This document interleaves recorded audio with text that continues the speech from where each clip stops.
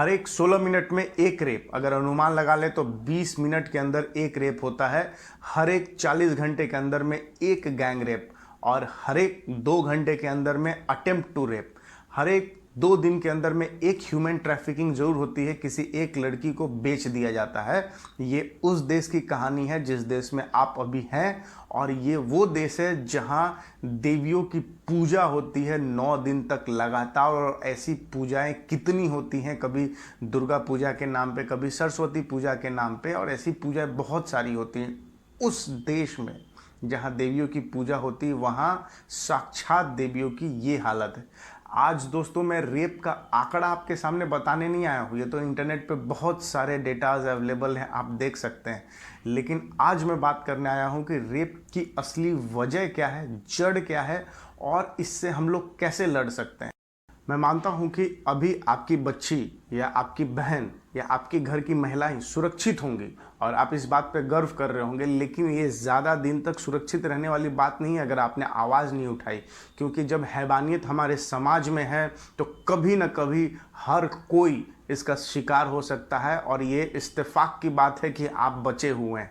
इसीलिए समय रहते इसके खिलाफ आवाज़ उठाना, इसको समझना बहुत ज़रूरी है, ताकि हम लोग इसके जड़ पे प्रहार कर सकें। अगर आप आज आवाज़ अपनी नहीं बुलंद करते हैं, अगर आप आज इस चीज़ को नहीं समझते हैं, तो आने वाले समय में उस हैवानियत की जो आंधी है उसमें कभी ना कभी सब लोग बह जाएंगे, हर कोई उसका शिकार होगा। क्यों?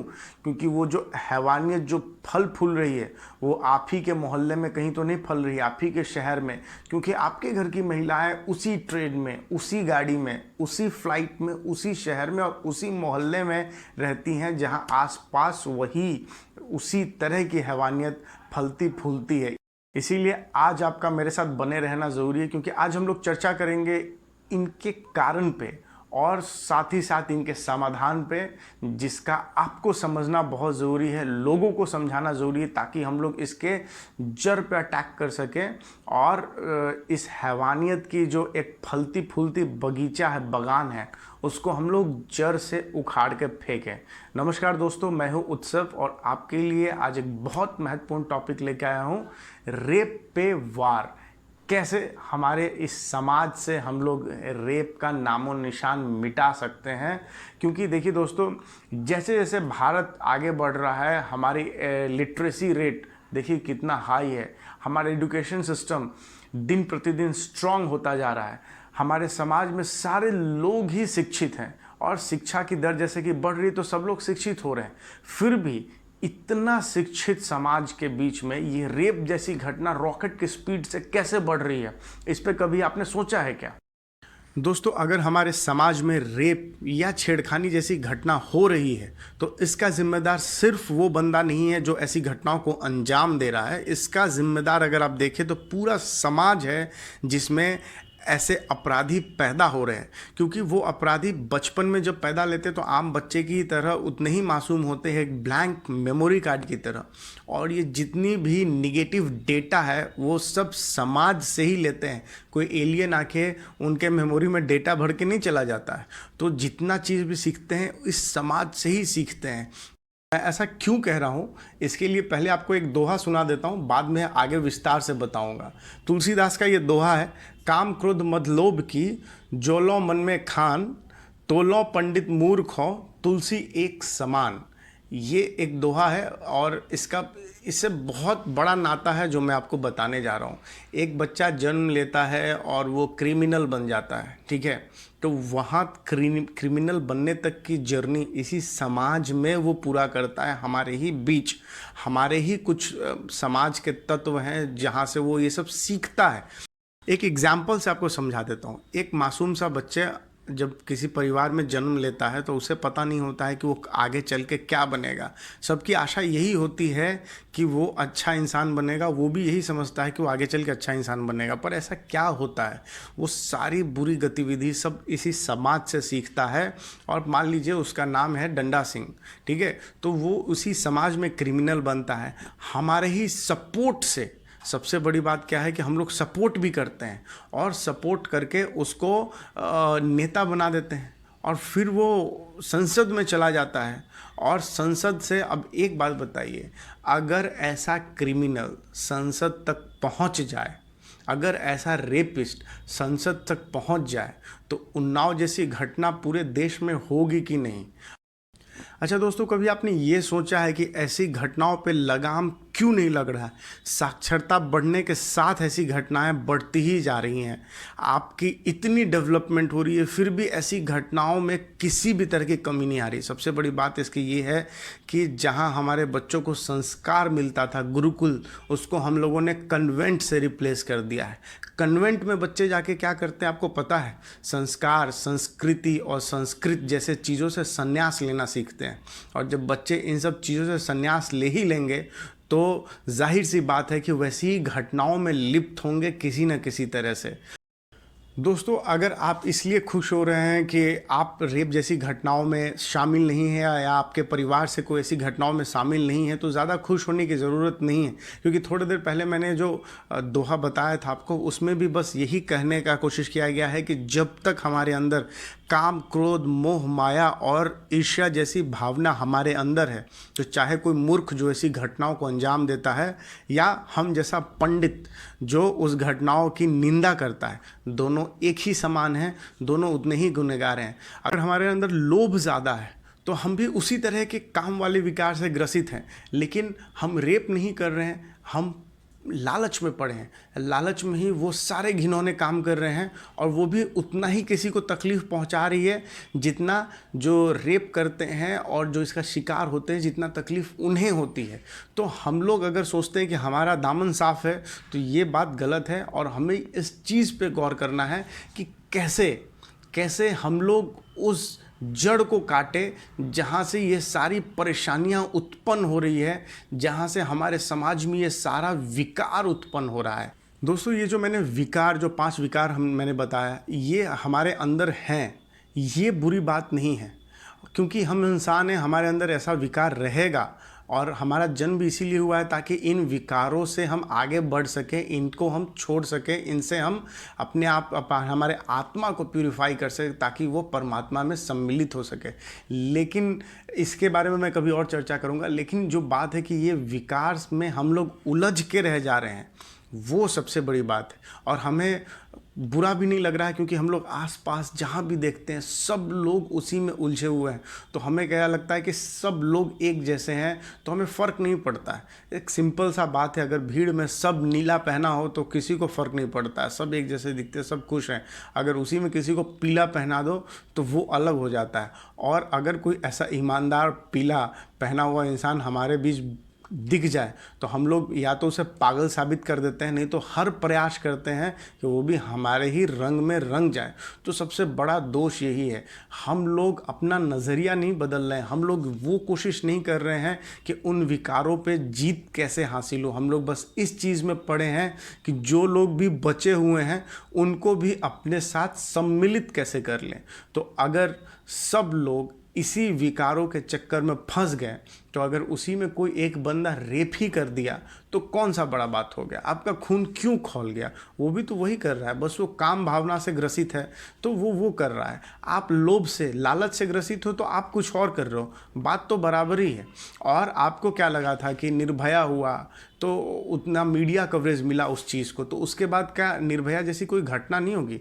उसके इंसाफ के लिए इतनी लंबी लड़ाई चली, वहाँ पे फांसी दे दिया गया, क्या हो गया? उससे घटना रुक गई? उन्नाव हुआ, उससे घटना रुक गई? कठुआ हुआ, उससे घटना रुक गई? अभी प्रियंका रेड्डी जो डॉक्टर थी हैदराबाद में, उधर उनके साथ जो घटना हुई, क्या उससे कोई बदलाव आया क्या? अगर आता तो थोड़े दिन पहले जो 12 साल की बच्ची के साथ जो रेप हुआ दिल्ली में, वो नहीं होता। रेप तो छोड़िए, उन दरिंदों ने रेप के साथ उस बच्ची के जनांगों तक को काट डाला। तो हैवानियत कितने भीतर और कितने बड़े लेवल पे है हमारे अंदर, आप ये देखिए। और ये हैवानियत कहाँ से हमारे अंदर आती है, हम कहाँ से ये सीखते हैं? तो हम इसी समाज से सीखते हैं जो हमारे आसपास है। और हमारे अंदर क्या लैक कर रहा है, जो हैवानियत हम सब के अंदर है, क्योंकि हम भी जानवर ही हैं। लेकिन सबसे बड़ी बात क्या है कि ईश्वर ने हमें बुद्धि दी है।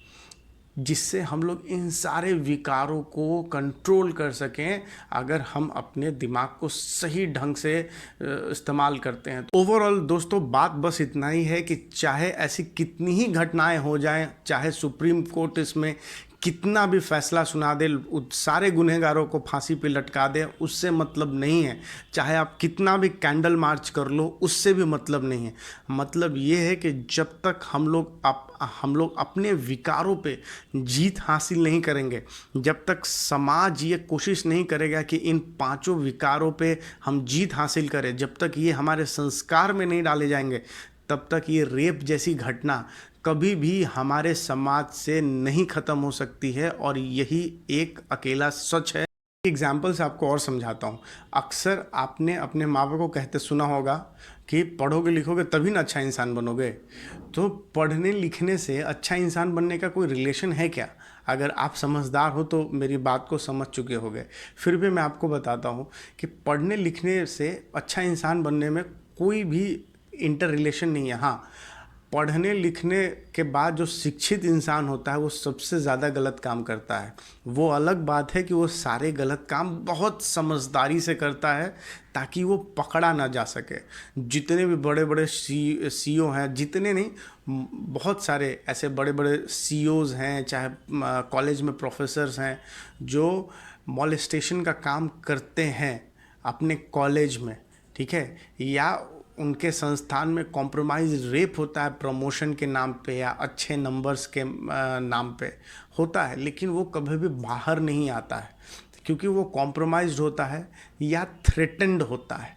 तो क्योंकि वो लोग पावरफुल होते हैं, पढ़े लिखे, बहुत शिक्षित होते हैं, बहुत बड़े पावरफुल लोगों से कांटेक्ट होता है, तो वो लोग बहुत ही एकदम प्लान तरीके से हर चीज़ को अंजाम देते हैं और वो कभी पकड़ में नहीं आते हैं। अगर आप अपने आसपास किसी भी ऐसे बड़े लोगों को जानते हैं तो आप एक्सपोज कीजिए। अगर आप एक्सपोज नहीं करेंगे, अगर आप चुप बैठेंगे, ठीक है, तो हाल क्या होगा जानते हैं?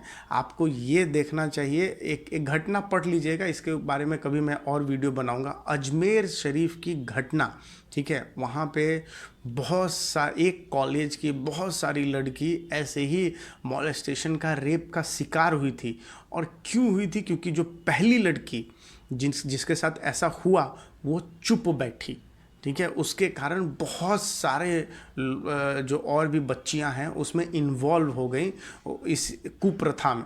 तो आपको, अगर आपके आसपास ऐसा है तो आवाज़ उठाइए। अगर आप जानते हैं तो आवाज़ उठाइए, क्योंकि आवाज़ उठाना भी बहुत ज़रूरी है, ऐसे लोगों को एक्सपोज करना भी बहुत ज़रूरी है। तो ये तो होगी दूसरी बात। तो ओवरऑल बात ये है कि पढ़ाई लिखाई से कभी भी अच्छा इंसान बनने का कोई कोरिलेशन नहीं है। हाँ, इससे क्या आपके माँ बाप सिखाएं पहली बार कि पढ़ोगे लिखोगे तो अच्छी नौकरी मिलेगी, पैसा अच्छा आएगा, इनकम अच्छा आएगा, तो लोग तुमको अच्छा आदमी मानने, मतलब कि पैसे से अच्छे इंसान की स्टेटस हम लोग खरीदते हैं, है ना। हमारा समाज इस तरफ जा रहा है और वो क्या है? लालच।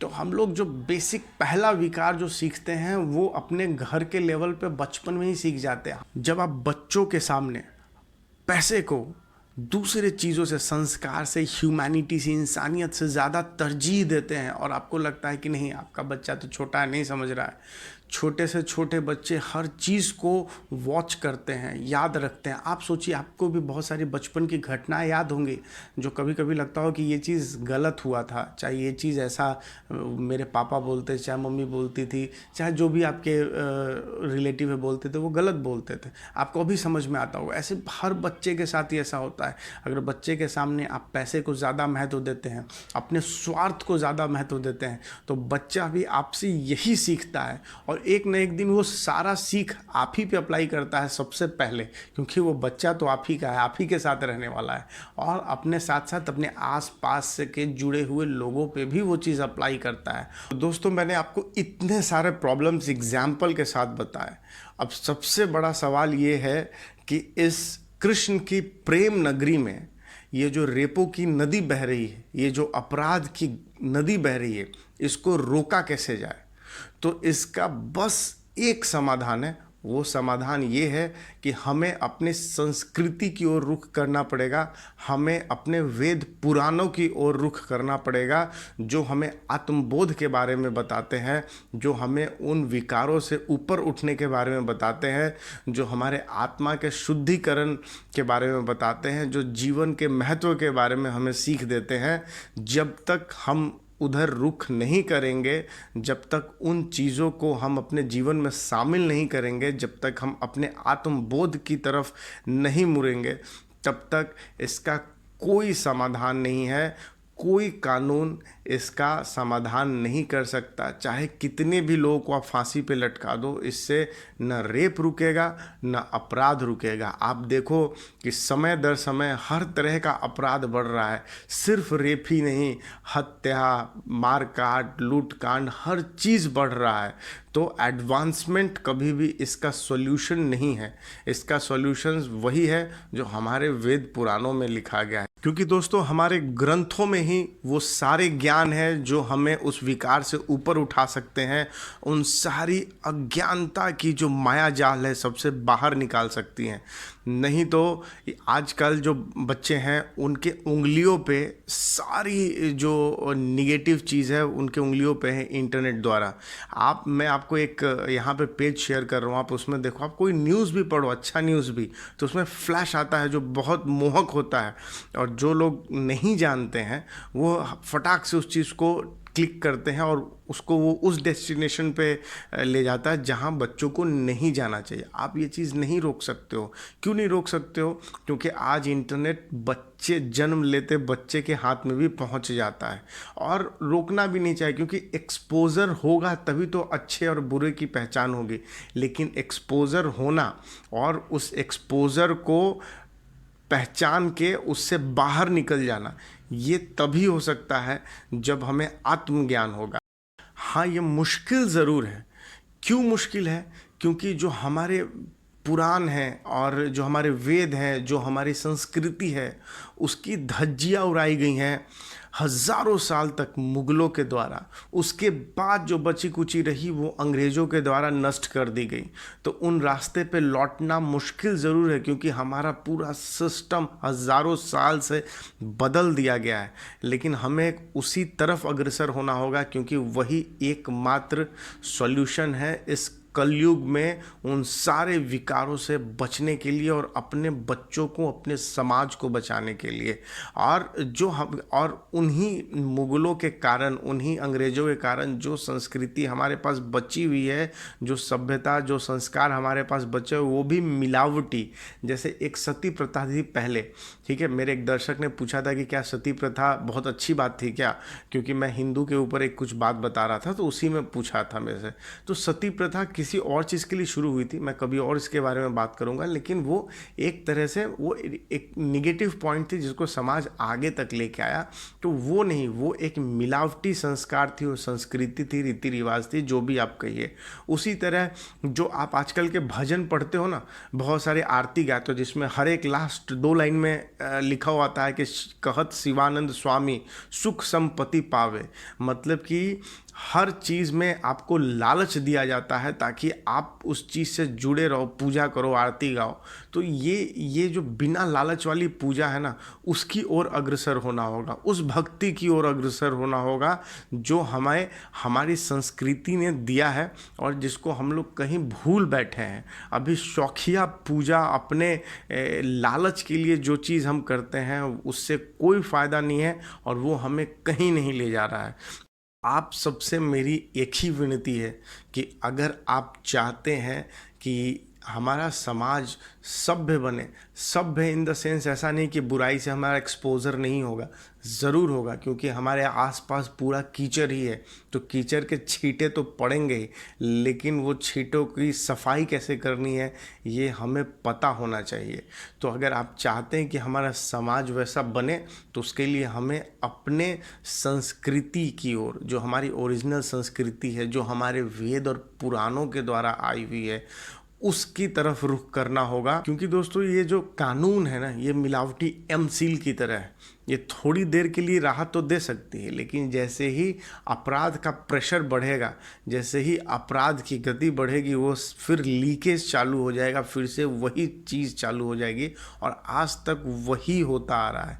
इसीलिए आप कानून बनाइए और कानून का क्या पालन हो रहा है आप देखिए। अभी तक हमारे यहाँ रेप केस कितने सारे पेंडिंग है, आपको यहाँ स्क्रीन पे दिख रहा होगा, और कितना कन्विक्शन हो चुका है। तो कानून एक्चुअली दिक्कत क्या है ना कि कानून बनाने वालों में से बहुत लोग जो हैं, जिनको हम लोगों ने चुन के भेजा, जो मैं बता रहा था नेताओं का, उनका बैकग्राउंड क्या है वो भी आपको स्क्रीन पे दिखेगा ही। तो मोस्ट ऑफ द लोग उसी कीचड़ में सने हुए हैं, तो उनसे आप कभी भी अपेक्षा ये नहीं रख सकते कि वो आपके लिए इतना स्ट्रॉन्ग कानून दे जो उनके गले का फंदा बन जाए। ठीक है, तो आपको पूरी व्यवस्था सुधारनी है, उससे लड़ाई करनी है, क्योंकि अब तो हम लोगों ने जो व्यवस्था खड़ी की हुई है वो पूरी की पूरी ही गलत है, पूरी की पूरी ही गलत एक तरह से बेस पे खड़ी है। तो ये लड़ाई बहुत मुश्किल है। अगर आप रियली क्योंकि चाहते हो बदलाव, तो उस कीचड़ से बचने की कोशिश मत करो, साइड से निकलने की कोशिश मत करो कि हमें तो कुछ नहीं हुआ है, हम साइड से निकल जाते। ये चालाकी नहीं चलेगी, या सिर्फ मोमबत्ती लेके रोड पे खड़े हो जाने से कोई सोल्यूशन नहीं निकलने वाला। बहुत सालों से मोमबत्ती लेके खड़े हुए, कभी कोई बदलाव नहीं आया। वो होता रहेगा और इंटेंसिटी और बढ़ती जाएगी, फ्रीक्वेंसी और बढ़ती जाएगी ऐसे अपराधों की। इसका बस एक ही सॉल्यूशन है। नहीं तो देखो ना, अमेरिका में मास शूटिंग होता है, कोई भी एक बंदा आता है रेस्टोरेंट में, गोली चला के चला जाता है, उसमें बहुत सारे ऐसे मासूम भी मर जाते हैं जिनका इन चीज़ों से कोई लेना देना नहीं है, because they are the part of the system. वो भी वैसे ही चालाकी से निकलने का कोशिश करते हैं, वो भी उन चीज़ों का सपोर्ट करते हैं, वो उस तरह के इंडिपेंडेंस का सपोर्ट करते हैं, उस तरह की लाइफस्टाइल का सपोर्ट करते हैं जो आखिरकार वहाँ एंड अप होता है।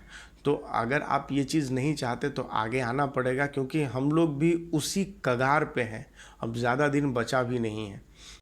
तो आइए फिर हम लोग उसी हमारी पुरानी संस्कृति की ओर चले, उन वेद पुराण के ज्ञान की ओर चले, जिसमें डिग्रियां तो बोर्ड पे लिखने के लिए नहीं मिलेंगी, लेकिन आत्म सुख असली वही होगा, परम सुख और परमात्मा की ओर जाने का रास्ता वही होगा। बने रहिए मेरे साथ, फिर एक इम्पॉर्टेंट विषय आपके सामने लेकर आऊँगा, और तब तक के लिए आप लोग अपना ख्याल रखिए। जय हिंद, वंदे मातरम।